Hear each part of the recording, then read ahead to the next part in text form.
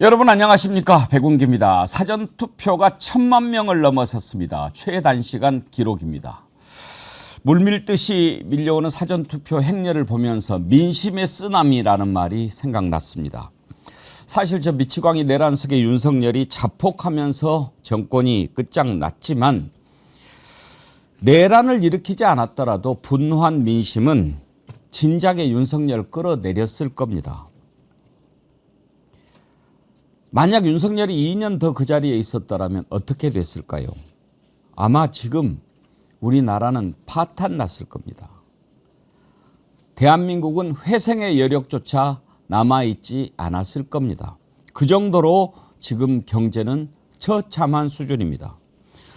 집권 초기 4.6%였던 경제 성장률은 추락을 거듭해서 0%까지 떨어졌고 세수가 펑크나면서 지방 재정은 붕괴됐으며 가계부채 관리 실패로 소비는 사라지고 양극화는 더욱 심해졌습니다. 실업률은 어떻습니까? 폐업한 사업자가 100만 명이 넘습니다. 지금 수많은 국민들이 투표소로 향하는 것은 저 내란 세력을 완전히 뿌리 뽑아야 한다는 각성도 있지만 경제가 살아나고 선진국으로 향하는 그 자부심을 되찾고 싶은 새봄 나라를 향한 기대요 갈망이기도 합니다. 투표야말로 내란을 끝내고 파탄난 경제를 살려내는 묘약 중에 묘약입니다. 생방송 백운기의 정치 1번지 출발합니다. 예, 요즘에 아주 우리 정어리언 백만정어리 점프운동 열심히 동참해 주셔서 감사하다는 말씀 드립니다. 구독자 증가세가 다시 가팔라지고 있습니다. 벌써 73만 4,799분인데요. 선거 전에 80만 만들어 주십사 제가 부탁을 드리고 있습니다. 백만정어리 빨리 만들어서 여러분들이 원하는 더 멋진 방송할 수 있도록 하겠습니다. 정어리TV 빨리 100만 만들기 위해서 시작한 백만정어리 점프운동 여러분들이 적극적으로 힘을 모아주십시오. 물론 주변에 소개도 하시고 또 좋아요 많이 눌러주시는 것도 힘이 된다고 여러 번 말씀드리지요. 이번에 이 백만정어리 점프운동을 위해서 특별 기획상품 준비했는데 이것도 많이 이용해 주시면 도움이 됩니다. 보조 배터리를 2개씩 이렇게 사서 하나씩 주면서 하십사 부탁도 드렸고요. 이번에 정어리몰의 아주 히트 상품들 언양불고기, 순살 장어탕, 오리로스 이런 인기 상품을 정어리몰 보조 배터리하고 함께 준비를 했으니까요. 이번 기회에 많이 관심 가져주시고 주변에 널리 알려주시기 바랍니다.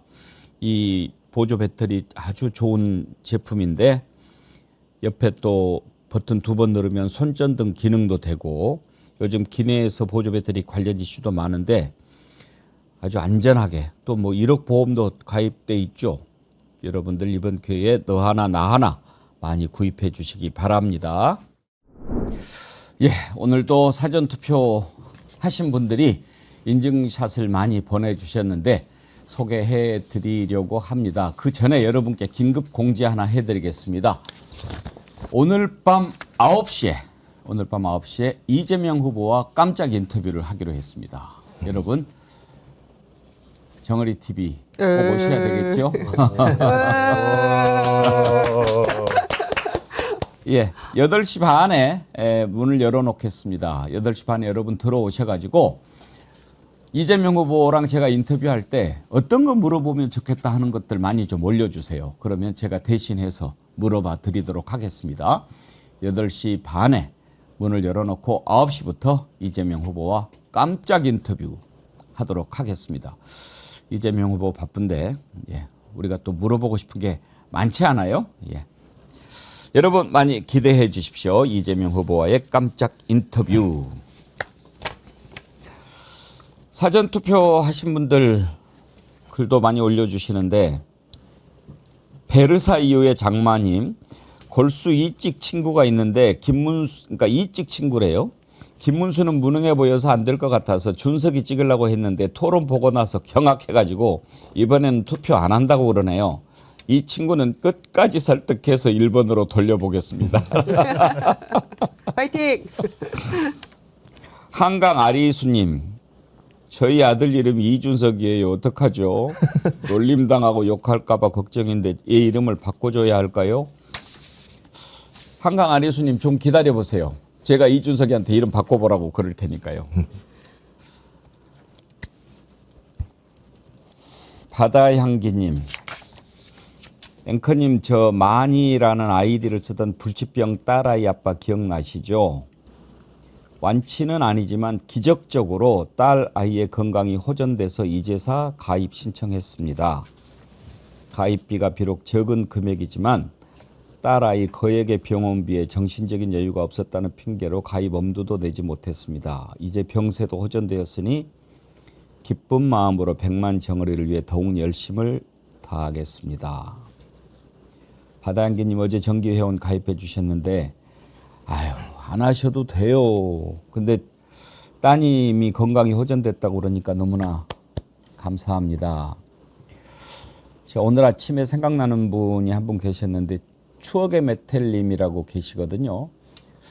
항암 치료 하시는데 문득 안부가 궁금해서 오늘 더욱 기도를 했는데 댓글은 못 올리더라도 계속 보신다고 했는데 안부가 궁금합니다. 쾌차하시기를 다시 바라겠습니다. 혹시 인증샷 올라온 게 있으면 한번 좀 보고 갈까요? 예, 오늘도 사전투표 레드 희영님은 어디에 찍으신 거예요? 팔뚝인가? 예. 그리고요 인천 지키미님 예, 손등에 찍으셨습니다. 피노키오님, 야 파란 하늘을 배경으로 송산 3동 사전투표소에서 찍으셨습니다. 저 파란 하늘을 향해서 활짝 편 5손가락 좋습니다. 서인낭자님 인증샷 감사합니다. 현겸맘님 왜 이렇게 어려운 걸 쓰셨어요? 아 현겸 아드님이 예. 달리미님은 평촌에서 사전 투표하셨습니다. 놀고 싶다님 사전 투표 하셨으면 가서 노세요. 예. 이렇게 사전 투표 참 행렬이 대단하지요. 제가 어제 아침에 일찍 하기를 얼마나 잘했는지 모르겠어요. 낮에 보니까 그냥 줄이 엄청 길더라고요. 지금 뒤에 배경도 사전투표소로 향하는 행렬을 지금 했는데 위에서 보니까 아주 골목으로 쭉 이렇게 이어져 있죠.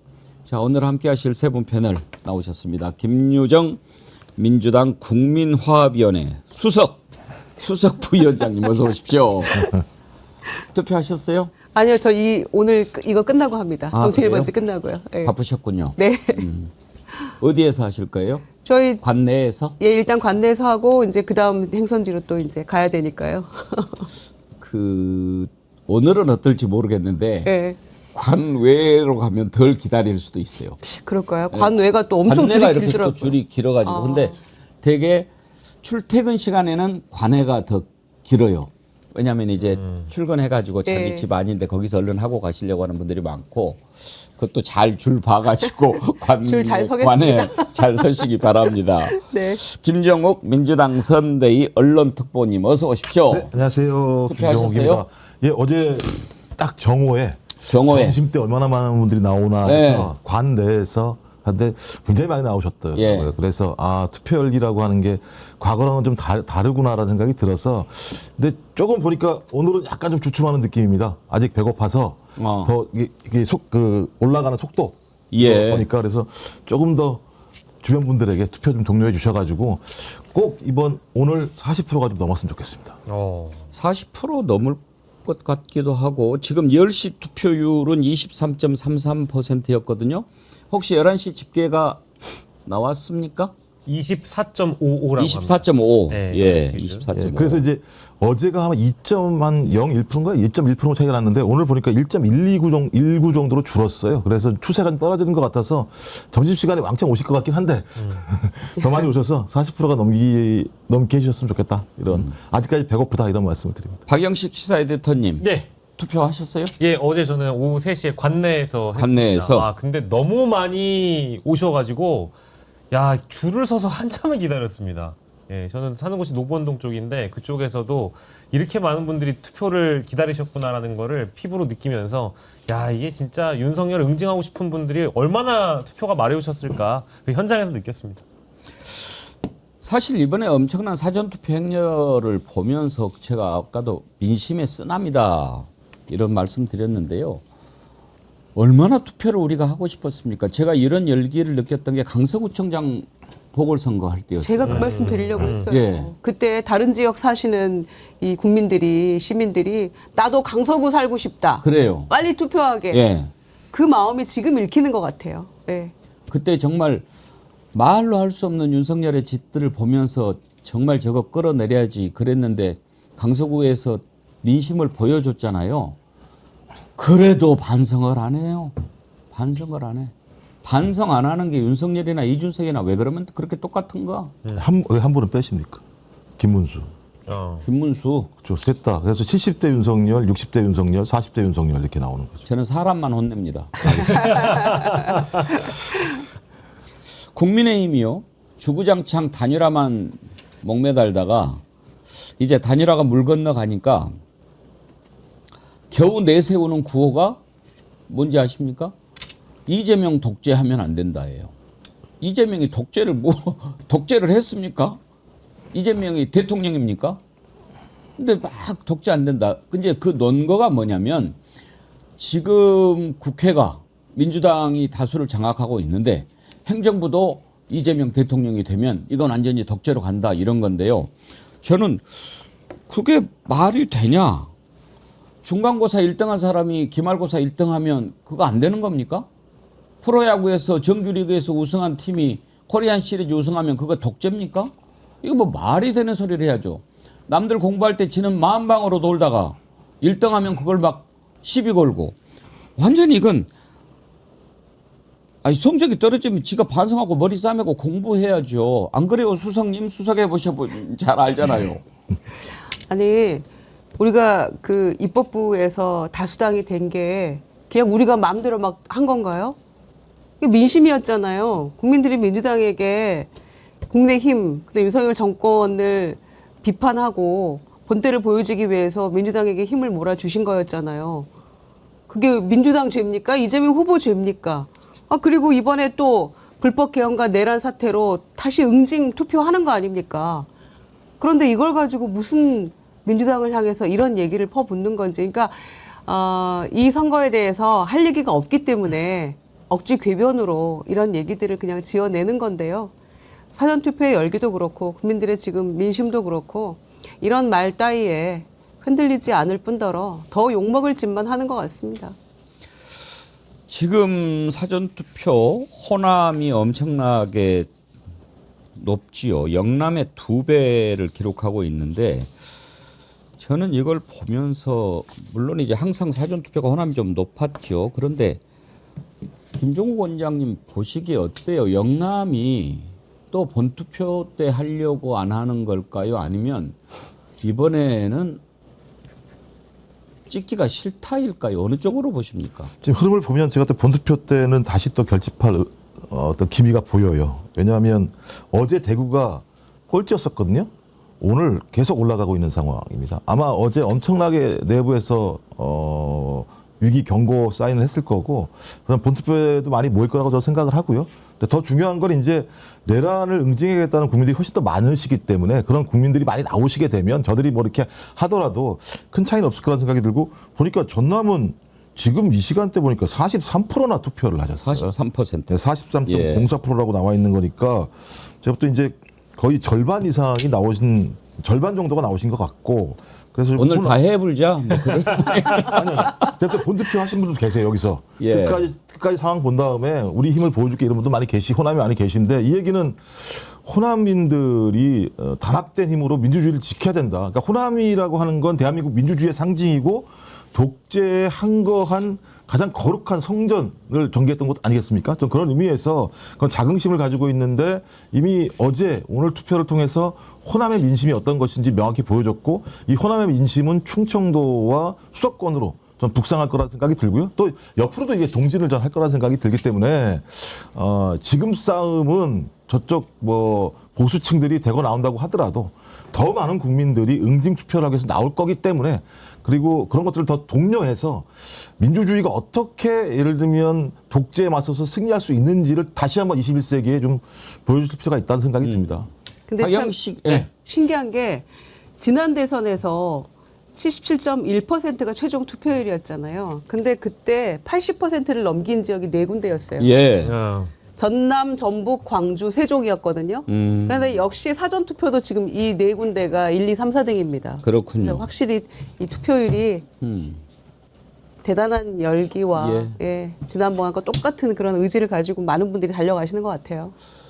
이 지금 영남의 2배에 달하는 것, 영남이 지금 조금 처졌던 것, 박영식 에디터님은 어떻게 분석하고 계십니까? 저는 뭐 이제 광주의 민심이나 전남의 민심이라는 건 실제 5.18을 겪으셨던 분들이잖아요. 그러니까 물론 저희 수도권에서 12월 3일 내란의 밤을 겪으셨던 분들은 그 자리에서 피부로 느끼시기도 했고 저희 스튜디오가 인접한 이 여의도 국회 바로 앞에서도 당연히 저희 피부로 느꼈지만 지역에 계신 분들은 상대적으로 사실 자고 일어나니까 이런 일이 터졌다더라.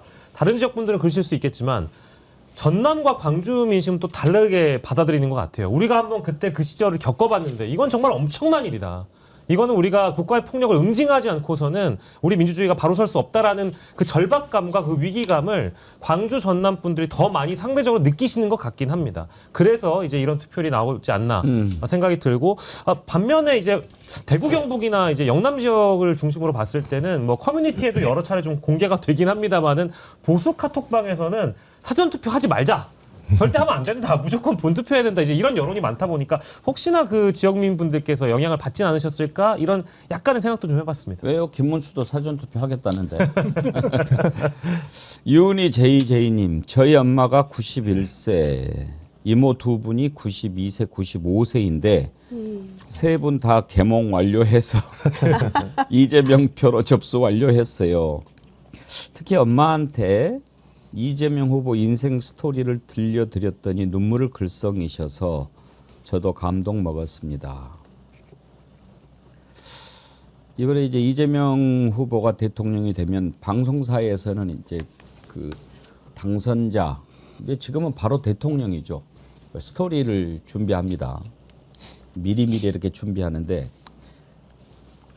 지금 우리 정어리 TV의 김수진 작가님이 지난번에 윤석열 대통령 됐을 때 이제 거기 있던 곳에서 준비를 했는데 저한테 그러더라고요.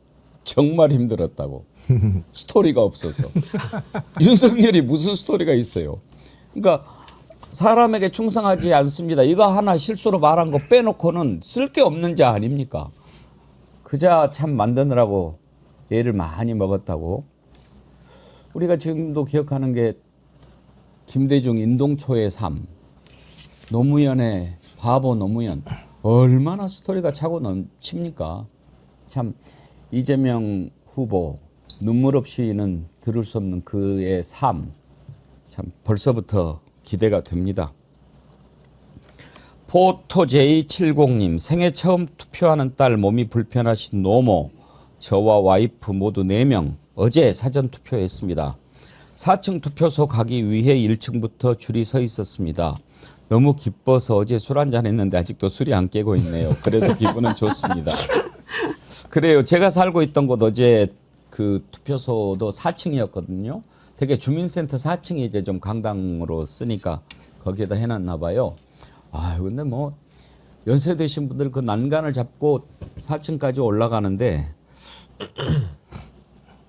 나라가 좀 살기 좋아지면 주민센터에 에스컬레이터 놔드려야 될까 봐. 이장신님, 앵커님 이것은 꼭 물어보시면 좋겠습니다. 6월 3일 개표 시작 후에 몇 시쯤 내각 인선 발표하실 건지 궁금합니다. 예, 오늘 밤에 이재명 후보 특집 인터뷰에 이거 물어봐 달라는 거죠? 알겠습니다. 내각 인선 6월 3일은 아니고 이제 6월 4일 날 취임식을 하나요? 취임식 약식으로 합니다. 약식으로. 보통 국회에서 하죠. 예. 예.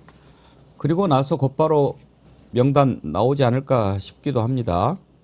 이경란님, 민주당에서 3표가 부족하다고 해서 어제 거동이 불편한 어머니 모시고 가서 사전 투표하고 왔습니다. 어머니 같이 휠체어를 타고 키가 작은 분들이 투표하기가 불편하더라고요.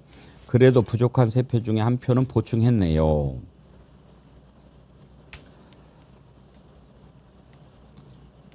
박영자님, 우리 남편 74살 김천 이찍이었는데 백운기 정어리TV 날마다 듣습니다.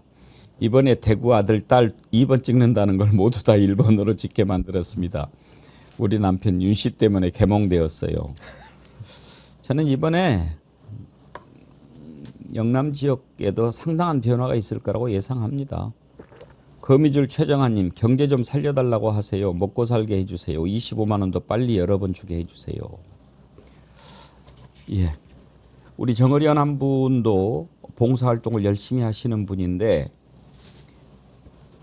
연세 드신 분들, 이렇게 투표소까지 가기 힘든 분, 이런 분을 모셔다 드리는 그런 봉사활동을 어제 오늘 이렇게 하고 계시는 분이 계십니다. 참 훌륭한 분이시죠. 그런 분들이 많이 계시고요.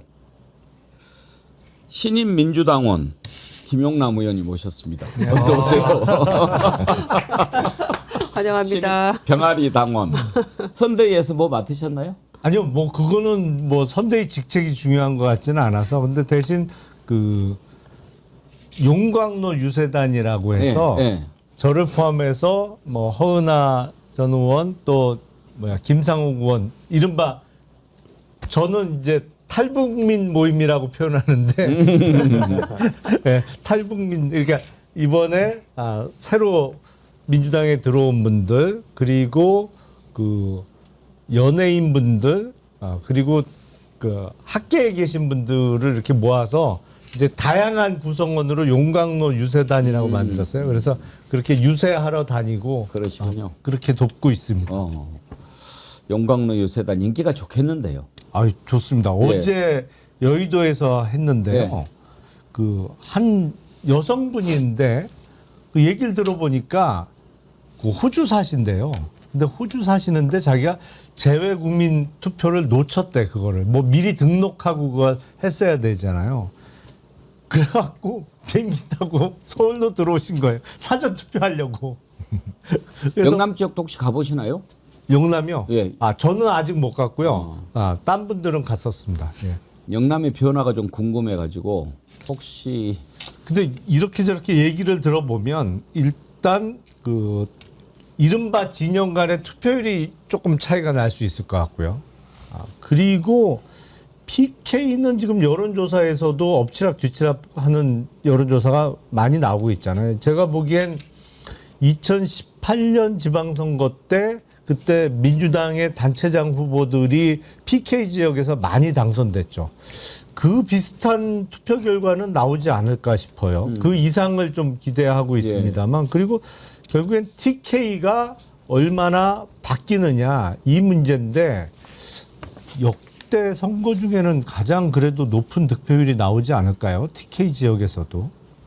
그러게요. 그럼 좀 예상을 해볼 수 뭐 이미 있어요. 여론조사 데이터를 보면 지금까지 보면 문재인 후보든 문재인 후보가 이재명 저번에 후보든 21%, 22% 정도를 획득했어요. 대구하고 경북에서. 근데 지금 여론조사 데이터를 보면 대부분 30% 정도의 여론조사 지지율이 나오는데, 여론조사보다는 더 많이 나오게 돼 있거든요. 실제로 본래 투표를 까게 되면. 그래서 저는 아무리 적어도 지난번보다는 5% 이상은 나올 거다라는 측면에서 TK 지역, 그리고 또 TK 지역에서 계신 합리적인 보수분들 같은 경우는 진짜 투표하기 싫으실 거예요.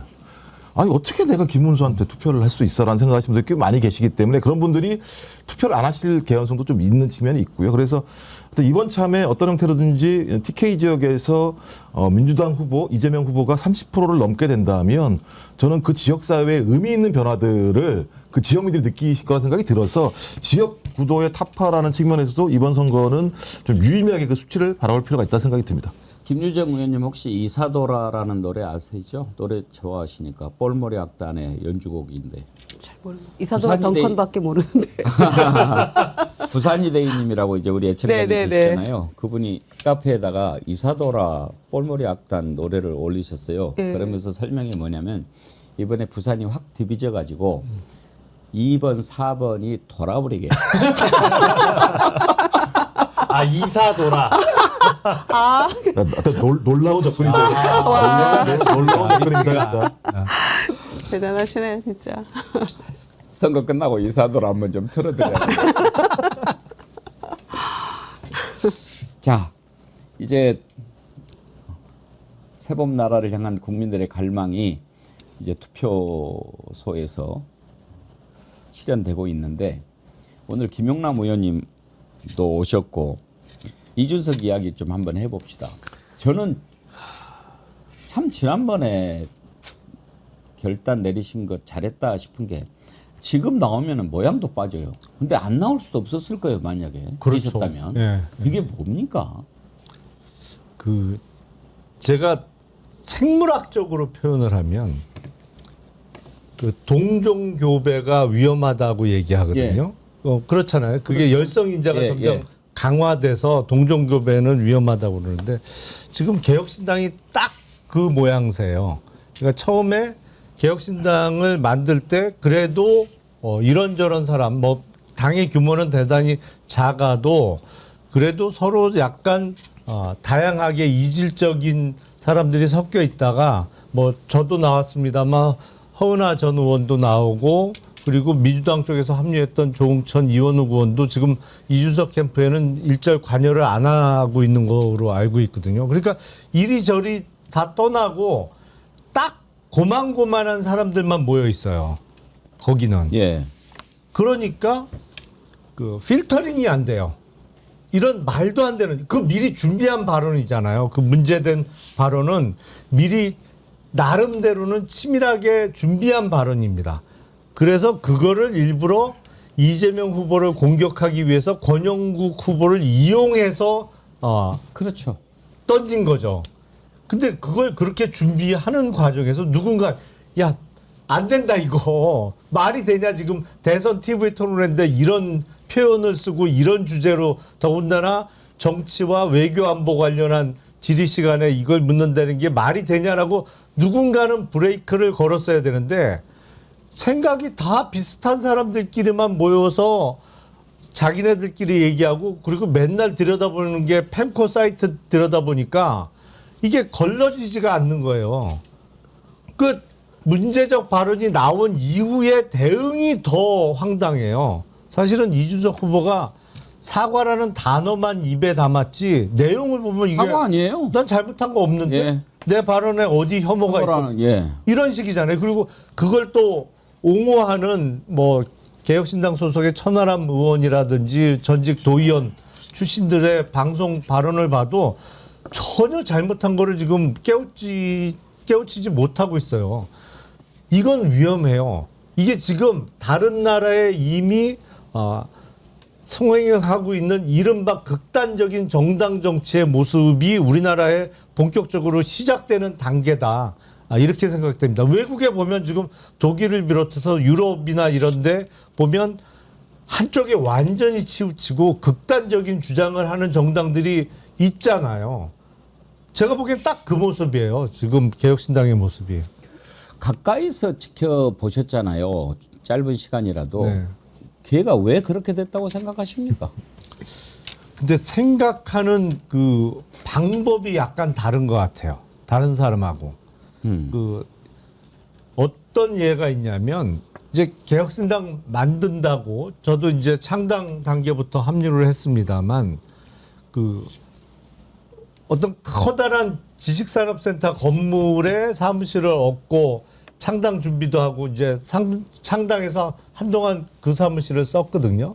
근데 구내 식당에서 점심을 먹다가 어떤 분이 저를 알아보시고 자기 이준석 대표 좋아한다. 그리고 개혁신당이 잘 됐으면 좋겠다. 그러면서 인사를 나눴는데 저희 사무실에 사은품 같은 거를 들고 오셨어요. 예. 그게 뭔가 했더니 시중은행의 그분이 지점장이에요. 근데 구내식당에서 우연히 저를 보시고 사무실을 물어서 자기 은행에서 이제 고객들용으로 준비해놨던 무슨 치약, 뭐 비누 이런 거 들어있는 사은품 세트를 몇 개 들고 오셨더라고요.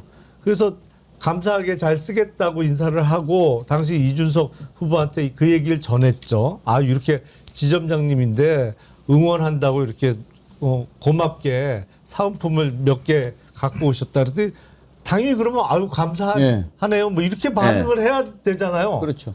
첫 마디가 뭐였냐면 아유 우리 당비 계좌 유치하겠다는 거죠. 뭐. 전 깜짝 놀랐어요, 진짜.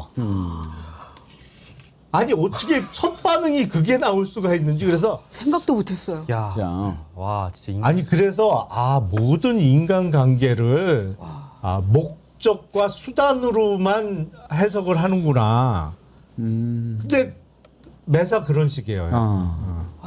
딱 아주 딱이네. 머리 너무 굴려버리는군요. 이게 말이 안 되잖아요. 근데 그런 일반 사람들은 사람들 생각하는 거하고 좀 다른 도덕 감정이 없다고. 와. 그런 사람과 관계 속에서 그 사람의 선의로 이해하지 않는 거예요. 네. 자신의 계산적인 네 속으로 판단한 거거든요. 근데 사람은 그럴 수가 없어요.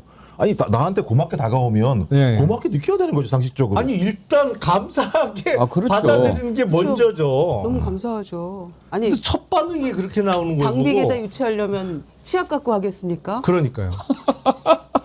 아, 정말. 치약을 얼마나 갖고 와야 되는 거예요, 그럼? 아니 사람의 선의를 어떻게 그런 식으로 정치하면 안 되겠네요. 와, 진짜. 근데 말이라도 진짜 안 아니, 되겠다. 말이라도 그렇게 하면 안 되는 거잖아요. 그렇지. 아니 생각이 어떨지 모르겠지만 아무리 그래도 말이라도 그렇게 하면 안 되는 거 아니겠습니까, 정치인이라는. 게. 그렇죠. 아이고 너무 감사하네요. 제가 언제 오다가도 한번 인사드려야 되겠네요라는 게 맞는 거죠. 당연하죠. 가까이 있는 사람들한테서 이제 그 얘기들이 많이 나오잖아요. 아이고야. 제가 또 들은 안모 의원의 경우에는 또 그런 얘기를 하더라고요. 명절 때 국회의원회관으로 이렇게 선물이 막 오잖아요. 네.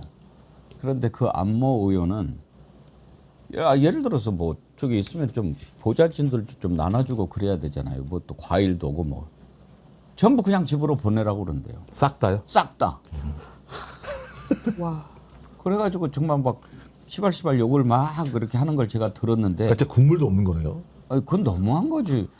아니 그래도 명절에 보좌진들도 과일 하나는 들고 가야 되는 거 아닙니까? 당연하죠. 그거 다 나누고 또 그 방원 아저씨들도 계시고 청소 아주머니들도 계시고 함께 하는 가까이 거죠. 있는 사람들이 잘 알아요. 근데 방금 김영남 의원님 그 사례를 들어보니까 정말 이럴 때 뭐라 확 깬다고 그러나요? 네. 그렇죠. 뭔가 이제 발언을 듣자마자 사람이 헉 하는 게 있잖아요. 그러니까 아예 무방비 상태에서 생각지도 못한 발언을 들었을 때 일방적으로 언어 폭행을 당한다는 그런 느낌이 들거든요. 근데 이번 대선 후보 TV 토론은 사실상 대국민 언어 성폭력 행위를 우리가 헉 하고 들은 거기 때문에. 근데 아까 들어주신 사례는 물론 그것보다는 좀 경미할 수는 있겠지만 생각하지도 못한 이 우리 사회가 합의한 선을 넘어가는 발언이 막 튀어나오니까 사람이 당황하게 되고요. 저희가 마침 이준석 후보 얘기를 하는데 또 오늘 사과 아닌 사과를 또 했답니다. 또 했어요 오늘. 오늘이요? 네, 오늘 당원들에게 메시지를 보냈대요. 이메일을 보냈더라고요. TV 토론 중 부적절한 표현의 수위로 상처받으신 모든 분들께 깊이 사과드린다라고 얘기를 하면서 모든 책임은 저에게 있고 어떤 변명도 하지 않겠다라고 언론은 또 이제 포커스를 맞출 텐데 그 뒤에 쭉 가보면은요. 부적절한 발언에 대해 사과를 하면서도 민주당을 향한 비판을 빼놓았지 않았는데 민주당은 급기야 저 이준석을 국회의원직에서 제명해야 한다는 말까지 서슴지 않고 꺼낸다며 사실을 기반으로 누군가의 의혹을 검증하고 공익적 문제를 제기한 것에 대해 정치적 보복을 한다라는 식으로 반박을 했어요. 근데 이 표현 자체도 여전히 반성을 안 하고 있다는 겁니다. 이제는 정치 보복 프레임으로 끌고 가려고 그렇죠. 하는군요. 예. 아니, 그러니까 사과는 가장 중요한 게 조건을 안 붙여야 돼요. 그렇습니다. 잘못했습니다 해야지. 근데 이준석 저는 제가 그때 말씀드렸잖아요. 이준석이 사과했다. 진심으로 뭐 심심한 뭐 사과를 표한다. 뭐 이렇게 얘기를 했다고 그래서 제가 전문을 들어봤는데 스쳐 지나가듯 그 부분의 표현에 대해서 뭐 약간 하고 또 계속해서 하지만 뭐 이렇게 이야기를 하더라고요. 그건 사과가 아니죠. 어제 MBC 뉴스데스크에 재미있는 댓글이 하나 떴더라고요. 한번 보여주시겠어요? 젓가락으로 하늘을 가려라. 젓가락으로 하늘을 가려라. 쉽지 않을 텐데. 네.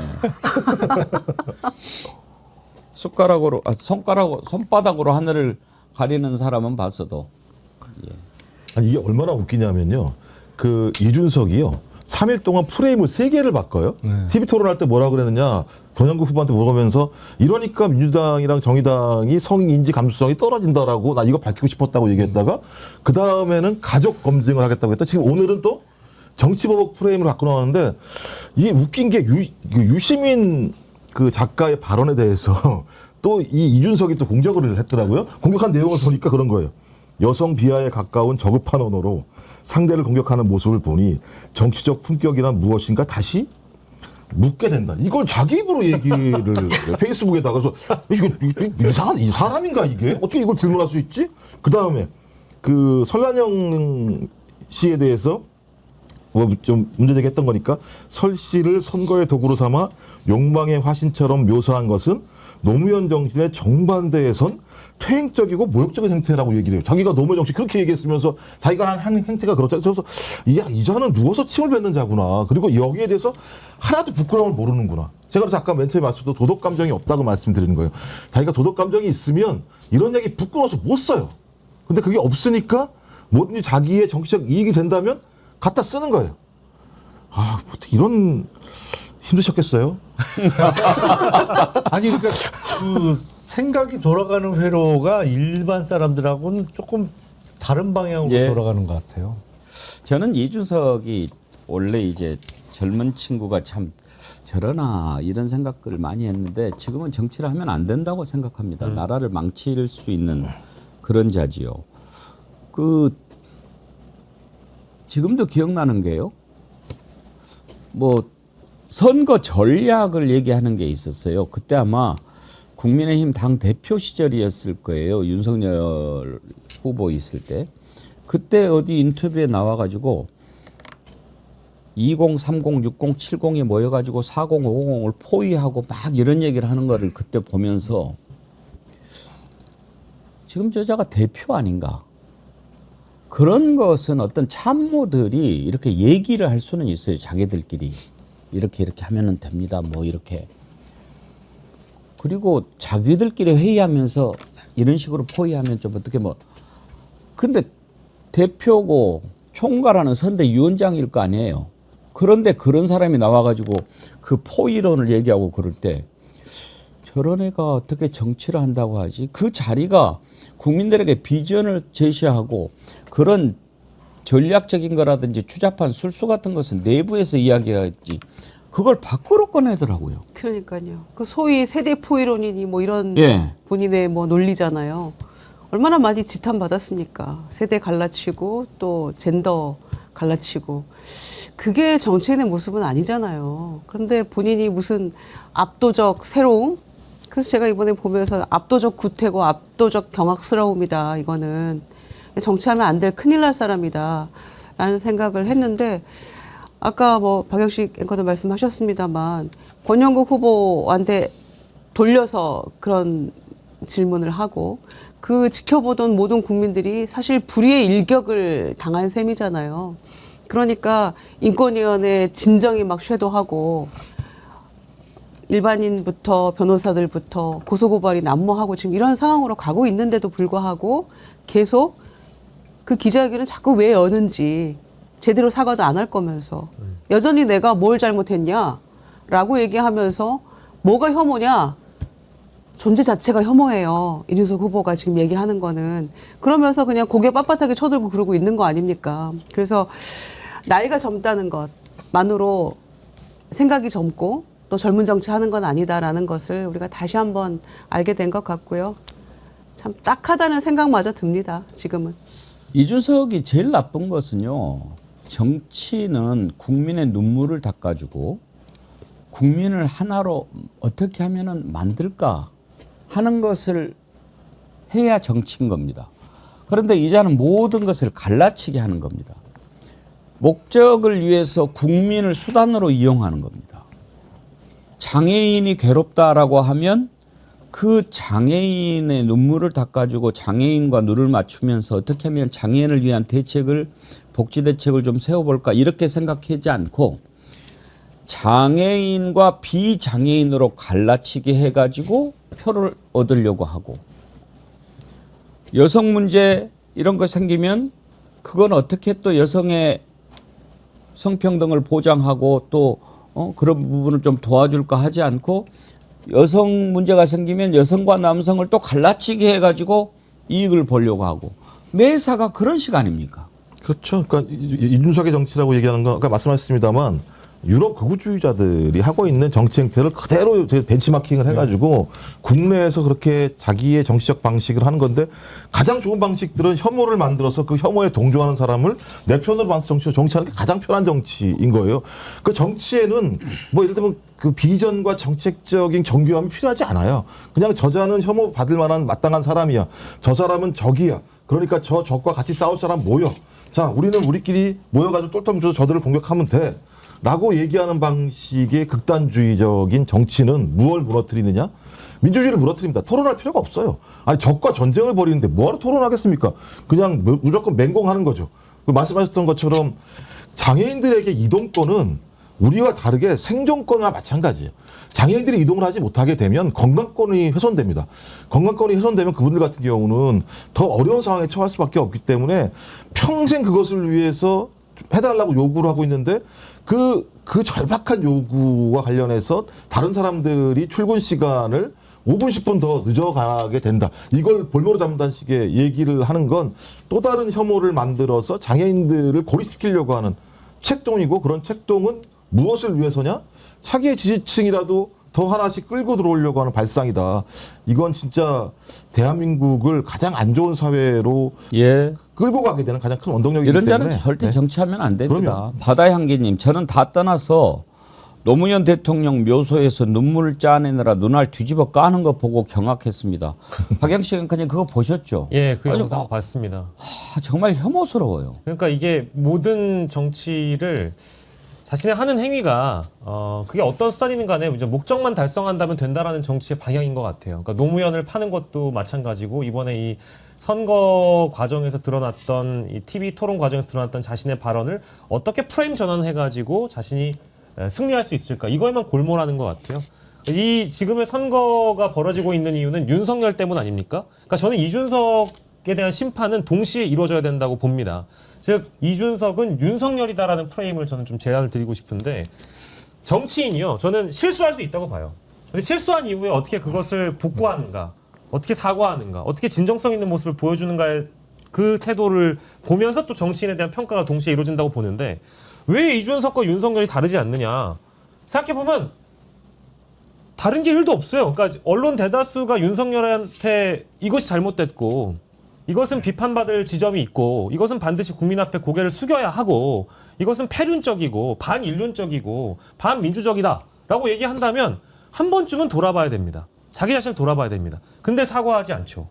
근데 윤석열은 극우 유튜브에 미쳐 있었잖아요. 아까 김용남 의원이 말씀 주신 대로 이준석은 특정 커뮤니티에 미쳐 있다고 저는 보죠. 그래서 그 안을 못 벗어나는 겁니다. 오로지 자기 확신, 자의식 과잉, 자기 객관화가 안 되는 사람 윤석열이었거든요. 그래서 내란과 동일하게 그 폭력적인 발언을 내뱉은 겁니다. 그 이후에 사과도 없죠. 윤석열과 뭐가 다릅니까? 정필성님, 앵커님 우리 이제 희망적인 얘기 해봐요. 조금 있으면 밥 먹어야 하는데 젓가락질해야 되거든요. 아 그런 곤란함이 있네요. 아이 참 이거 젓가락질 잘해야만 밥을 먹나요? 꼭 끌어 드십시오. 예, 희망적인 얘기 하는데 한 가지만 더 하고 갈 테니까 정필성님 양해해 주십시오. 지금 뉴스타파가 그 뉴스타파 기자가 이준석한테 이렇게 질문하려고 막 가는데 그 옆에 있는 보좌관이 막 밀어내고 뭐라고 막 윽박지르는 거 영상 혹시 보셨는지 모르겠는데 뉴스타파를 왜 그렇게 대하냐 하면 뉴스타파가 최근에 이준석 그 성접대 의혹 계속 논란이 되지 않았습니까? 국민의힘 윤석열 그쪽에서 이거 가지고 엄청 울고 먹었죠. 이준석이 조금 말 안 들으면 너 이거 깐다. 그래가지고 조금 깨갱하면은 봐주었다가 또 고개 들면 깐다. 뭐 이랬던 거 아닙니까? 걔네들이 그냥 다 그거 틀어지고 마음대로 해먹어 보려고 했는데 세상에 비밀 없습니다. 이게 이제 다 드러났어요. 뉴스타파가 그 성접대 의혹을 뒷받침하는 휴대전화 문자 메시지 내역을 확보를 딱 한 겁니다. 거기 보면 그때 이제 이준석 접대했던 사람이 뭐 김모 씨 아닙니까? 선물 리스트, 접대 리스트가 다 이렇게 나와 있고 결정적으로 카톡 내용이에요. 이게 카톡인가 뭔가 뭐 텔레그램인가 아무튼 이게 나왔는데 거기에 보면 금일 오후 5시에 이준석 의원이 도착할 예정입니다. 5시에 제가 픽업 후 저녁 같이 먹은 다음에 아마데우스로 8시에서 9시 사이에 이동하겠습니다. 금일 숙박을 하고 다음날 아침 일찍 올라갈 예정이라 숙소 준비해 주세요. 그랬더니 대표님 리베라 호텔 몽골 귀비는 로얄 스위트로 의원님은 스위트룸으로 이준석 의원 오늘 숙소도 리베라로 잡아놓았습니다. 유성으로 모시는 것이 좋을 것 같은데 어떠하신지요? 시간이 너무 이를 것 같은데 뭐 이르지 않다면 알겠습니다. 유성으로 준비하겠습니다. 그 다음에 더 골 때려요. 대표님 저희 유성에서 대기하고 있습니다. 예. 이준석 의원과 집에서 와인 한 잔 중입니다. 곧 끝날 것 같은데 유성 어디로 가면 될까요? 저번에 이준석 의원님 모셨던 곳입니다. 한 번이 아닌 거예요. 국군 휴양소 후문 쪽입니다. 나갑니다. 짜잔. 지금 출발했습니다. 예, 알겠습니다. 예, 여기에서 이제 제가 참 충격을 많이 먹었어요. 웨이터 내려가면 뒷좌석 금일산 약 1개 전달하세요. 1개면 됩니다. 김영남 의원님, 예? 술 깨는 약은 아니겠죠? 무슨 약인가요? 그게? 글쎄 뭔 약인가? 금일대학에서 나왔나요? 네? 금일산이라고 그래가지고. 이렇게 딱 증거가 다 나와버렸는데 이걸 이제 또 이준석이는 뭐라고 그러냐면 뉴스타파는 항상 사실관계를 거꾸로 뒤집는다. 이걸 수사 안 한 게 아니라 가세연이 폭로한다고 들고 나와서 이걸 검찰이 수사해서 무혐의 받은 거다. 내용을 들여다보고 말이 안 되니까 무혐의가 나온 거지 덮어서 안 나온 게 아니다. 저 장부라는 거 내용이 보면 민주당 의원도 이름 나온다. 후보자 비방의 목적으로 마음대로 뒤집어서 보도하는군요. 꼭 이런 식의 맨 마지막에 너 이거 후보자 비방으로 나 법에 걸 거야. 이렇게 협박하는 거 아닙니까 김영남 의원님?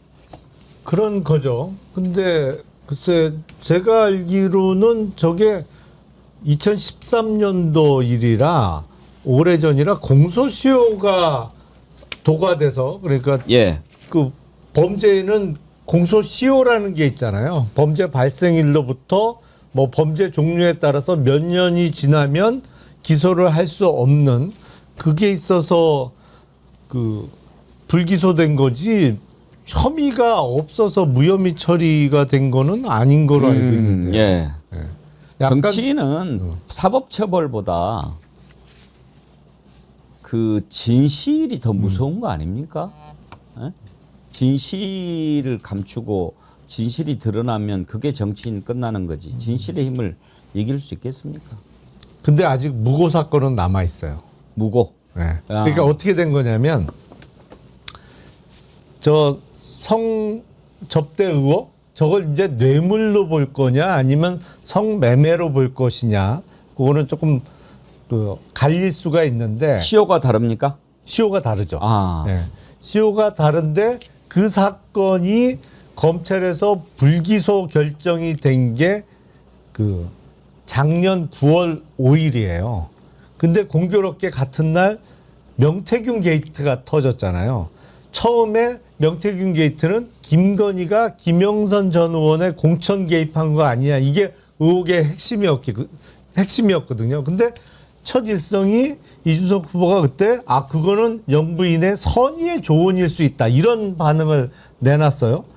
그 말도 안 되는 얘기인데 어떻게 대통령의 배우자가 여당 정치인 공천에 대해서 그 개입을 한 게 선의의 조언일 수가 있어요. 근데 왜 저러나 저런 말도 안 되는 멘트가 왜 나오지 그러는데 공교롭게 검찰의 사건이 이제 불기소로 결정 나는 쯤이었던 거예요. 그게. 그래서 그 고소를 했던 사람이 불기소 결정을 받은 다음에 다시 그거에 대해서 항고를 했는데 정확하게 말씀을 드리면 성매매 의혹을 제기한 사람에 대해서 이준석 후보가 고소를 한 게 이게 무고 아니냐. 이거거든요. 그렇군요. 핵심은. 근데 그 사건이 아직 서울 고등검찰청에 있으면서 결정이 안 나고 있습니다. 그러니까 최종적으로는 좀 지켜봐야 돼요. 법률적인 결론은. 녹수님, 아따 그 약 회스탈이여. 녹수님 재밌었습니다. 양인주님, 김영남 의원님, 허은하 대표님과 같이 이준석의 사당에서 벗어나 당원 중심인 민주당에 오신 걸 극렬히 환영합니다 하면서 슈퍼챗 보내주셨는데, 아유 감사합니다. 예, 양인주님 민주당원이신가 봐요.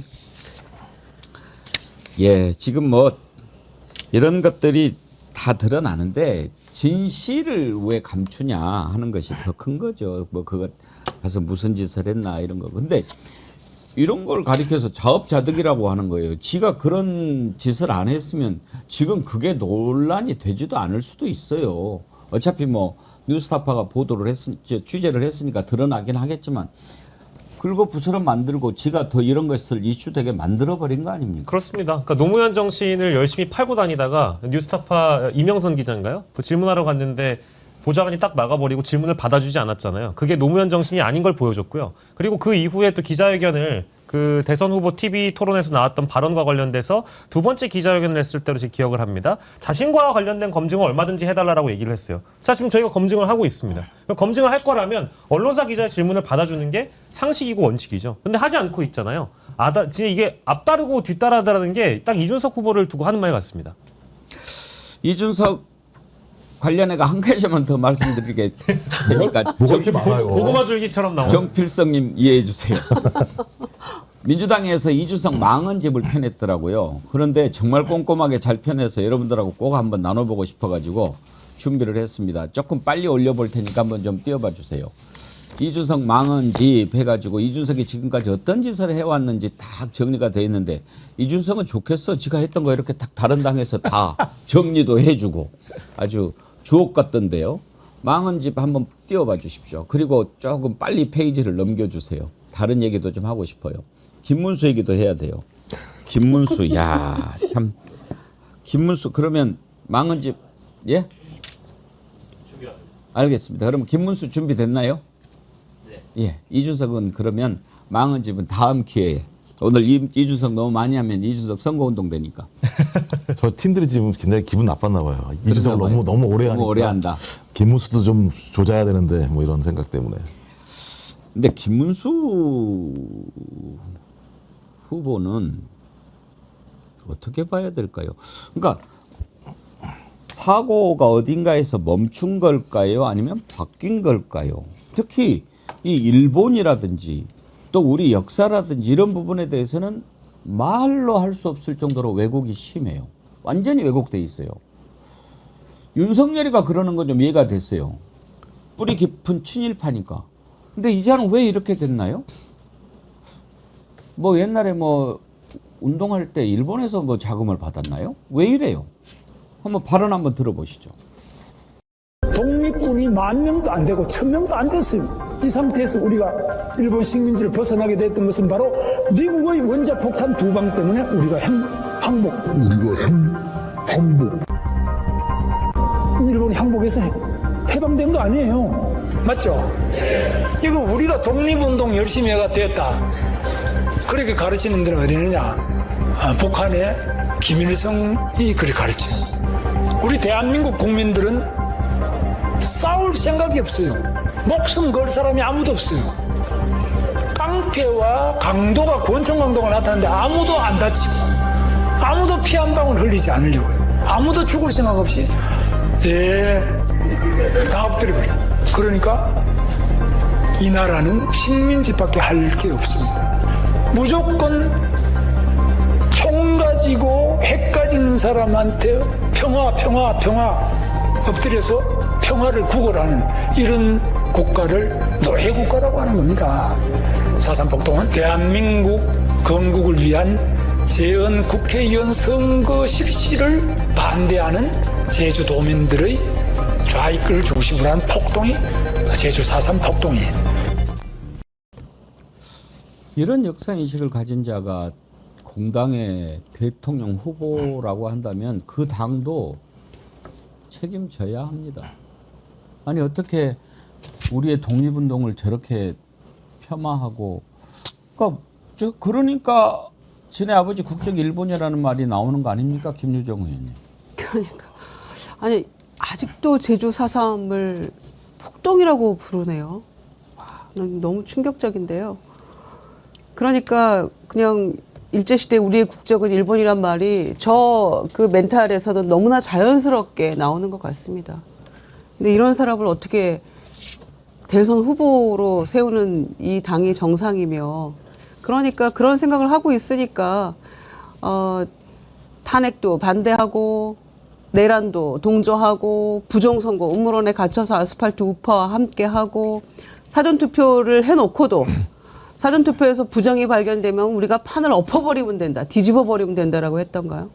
막 이런 망발들을 서슴지 않고 하는 것 같습니다. 그러니까 국민도 무섭지 않고 민심에 대한 두려움이 전혀 없는, 내 마음대로 가겠다는 건데 어떻게 이런 사람을 후보로 내세워가지고 국민들을 모욕합니까? 국가를 모욕하고.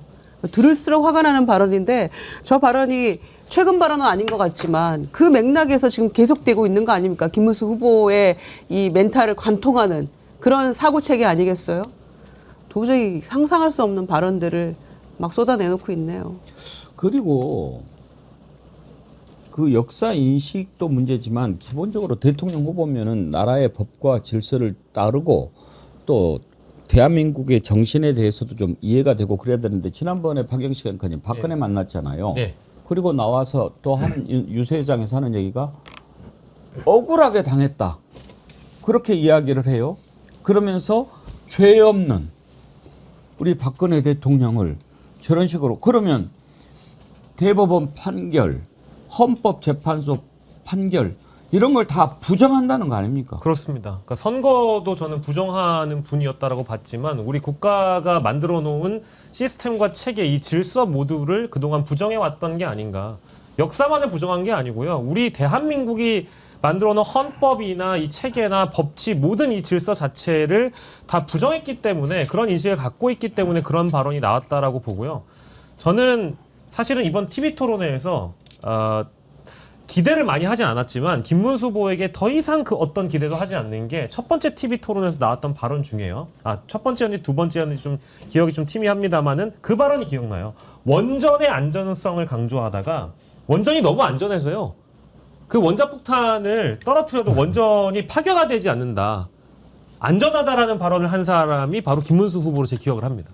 제가 그 발언 보고 나서요, 야, 이거는 수준의 문제가 아니라 그냥 자격이 없는 사람이고 어디 뭐 시정잡배도 하지 않는 주장을 TV 토론에 나와가지고 하시는 분이잖아요. 저 사람이 하는 말을 우리가 아무리 들어보고 따져봐도 하나 상식적이지 않고 우리가 들여다볼 가치가 없는 발언이기 때문에, 저는 지금 이 분이 대통령 후보라는 것 자체가 지금 신기하다라는 말씀을 드릴 수밖에 없을 것 같습니다. 그 김문수 후보의 말이 맞다면 정말 죄 없는 박근혜 대통령에게 죄를 뒤집어 씌운 사람이 윤석열인데, 그러면 김문수 후보는 윤석열과 박근혜 사이에서 지금 입장은 뭐예요, 도대체? 그래서 박근혜 명예회복해야 된다 이런 얘기를 했는데, 그렇다면 윤석열도 본인 대통령 되면 곧 사면시켜야 된다 이런 얘기 할 거 아닙니까? 이재명 후보가 그거에 질문 물어보니까 또 빙빙 돌려서 회피했죠. 그래서 저는 계속해서 방송에서 얘기합니다. 이재명 찍으면 이재명 됩니다. 김문수 찍으면 윤석열 돌아옵니다. 계속 얘기하고 있어서 그 생각만 마음에 담고 있어도 그 끔찍했던 12월 3일의 기억, 우리가 또 지난 3년간의 기억을 다시 떠올리게 되는 것 같아요. 그래서 투표 잘해야 됩니다. 이런 김문수 후보는 글쎄요, 그 정권에서 뭐 찾아갈 사람이 없기도 합니다. 원로라고 할 만한 사람도 없고, 그러나 탄핵당한 두 대통령과 끊지 못하고 부패 사범이었던 뇌물죄로 감옥 갔다 온 이명박 만나서 도와달라고 얘기하는 이 후보에게서 뭐 어떤 희망도 우리가 엿볼 수 없잖아요. 네, 제가 볼 땐 권력 상실에 대한 공황 장애가 있는 것 같아요. 이게 이제 삶 자체가 무슨 뭐 진보나 보수를 떠나서, 왜냐하면 본인이 권력을 잡을 수만 있다면 이명박 전 대통령한테 뭐 이승만, 박정희를 다 합친 것보다 더 위대한 사람이라고 설명을 하면서 자기의 권력들을 분점하려고 했던 측면도 있었었고 그 이후에 본인이 정치적으로 제기가 안 되니까 전광훈 목사와 함께 창당을 해서 거기에 가서 고개 숙이고 눈물 흘리는 이런 모습. 그러니까 본인이 적어도 노동운동계의 중요한 대부 중에 하나였다고 한다면 그런 행동에 대해서 부끄러워하고 그렇게 곁불도 쬐지 않아야 되는 상황인데 끊임없이 이명박, 정광훈에게 충성을 보여줌으로써 자기의 어떤 남아있는 어떤 권력에 대한 욕망들을 끊임없이 채우려고 했던 측면들이 꽤 있는 것 같고요. 또 하나는 과거 운동권이 뭐가 문제가 있냐면 이 독재랑 싸우다 보니까 운동력이 또 매우 위계적으로 만들어져 있어요. 그래서 매우 관료적으로 돼 있는 상황들이 많이 있습니다. 그래서 매우 권위주의적인 태도들을 많이 가지고 있어요. 이게 잘 해결되지 않았었기 때문에 김문수가 뭐 예를 들면 소방관 119 저 통화 내용도 그렇고 하는 행태를 보게 되면 뭐 그 이후의 문제도 있습니다만 그 이전부터 본인이 가지고 있었던 그런 어떤 위계적인 권위주의적인 사고방식들이 꽤 많았다는 생각도 들었고요. 역사관은요. 이게 대부분 역사관이 변한 게 2003년, 4년도 뉴라이트가 등장하면서부터인데요. 이 뉴라이트가 등장하면서 누구랑 결합되느냐? MB계랑 결합되면서 권력을 나눠 먹기 시작을 해요. 그래서 자기들 스스로가 이 권력을 자기의 정확한 어떤 권력 장악의 역사적인 사관으로 다 수용을 해서 이후에 그 내용들을 줄기차게 얘기를 하고 거기서 뭐가 나오느냐? 돈이 나오고 조직이 나오고 권력이 나옵니다. 저는 그래서 여기에 쭉 젖어 있는 사람이다. 그래서 권력 상실에 대한 공황장애를 가지고 있고 이 공황장애를 극복하기 위해서 누구에게 계속 충성을 보여줌으로써 권력의 찌끄러기들을 계속 분점해 왔는데 갑자기 이번에 대통령 후보가 된 거예요. 본인도 놀랬죠. 그냥 앉아서 가만히 있었을 뿐이었는데. 한마디로 지금 그 김문수 후보도 그렇고 그쪽 당은 지금 제정신이 아닌 것 같아요. 제정신이 아니에요. 그냥 막 뭐 이해는 가요. 이해는 가. 아니 지난번에 정청래 의원이 이렇게 연설하는데 빨간 옷 입고 있는 사람이 1번 하면서 같이 가서 춤춘 것은 그렇다 치고 손학규 전 대표 가가지고 막 오늘 아침에 그래서 이재명을 지지했습니다 막 이랬잖아요. 그때까지만 해도 그러려니 했는데 한 사람 또 있어요. 이거 참 어떻게 봐야 돼요. 계속 이렇게 한두 번이지. 한번 보실래요? 누가 그랬는지. 아이고. 매일같이 주민들 분들로부터 계속 지금 구박받고 있습니다. 제 구박받는 거 멈춰주기 위해서라도 제발 이번 이재명 후보 찍어주셔야 합니다. 김문수 후보입니다. 김문수 후보. 예, 죄송합니다. 예, 이번 김문수 후보 찍어주셔야 합니다. 1번입니다. 저렇게 간절히 다들 이재명 후보를 응원을 해주시니까 저건요. 감사하죠. 단일화를 너무 많이 하다 보면 생기는 후유증 아닌가요? 지금은 이재명이다라는 게 확인되면서 발언들이 아니면은 그 평소에도 계속 그런 얘기를 많이 하셨잖아요. 그 이재명은 안 됩니다. 이재명은 아닙니다. 이재명 다노스에 대항해야 합니다. 이걸 계속 하다 보니까 이제는 뇌가 이재명이라는 단어에 살짝 절여져 있는 분들이 저 당에 많단 말이에요. 근데 저는 사실 저 장면을 보고서 손학규 씨도 그렇고 안철수 의원도 그렇고 대다수의 국민의힘 인사들 중에는 일부 그런 투표 과정에서의 실수도 있을 것 같아요. 들어가서 계속 이 뇌가 이재명에 절여져 있다 보니까 들어가서 딱 찍고 나서 딱 찍고 제가 잘못 찍었는데요. 이재명을 찍었습니다. 이 투표지 교체가 안 될까요? 아니 진짜 이게 이런 일이 벌어질 수 있다. 아니 그렇지 않고서 어떻게 저렇게 공식적인 석상에서 이재명 후보를 찍어달라고 합니까? 이야 정말 아이고. 아니 안철수 의원님 왜 그러셨어요? 예, 제가 대장동 그 백현동 근처 사는데요. 많은 분들이 저한테 이재명을 찍으라고 아닙니다. 이름이 뭐였죠? 번호가 뭐였죠? 손가락이 없어서 잘 모르겠습니다. 아이고 참 고생하십니다. 참 이런 형국이니 뭐 이제 투표 오늘 사전 투표하고 이제 본 투표 끝나면 곧 우리가 맞을 새봄 나라 축제로 승화를 좀 시켰으면 싶습니다.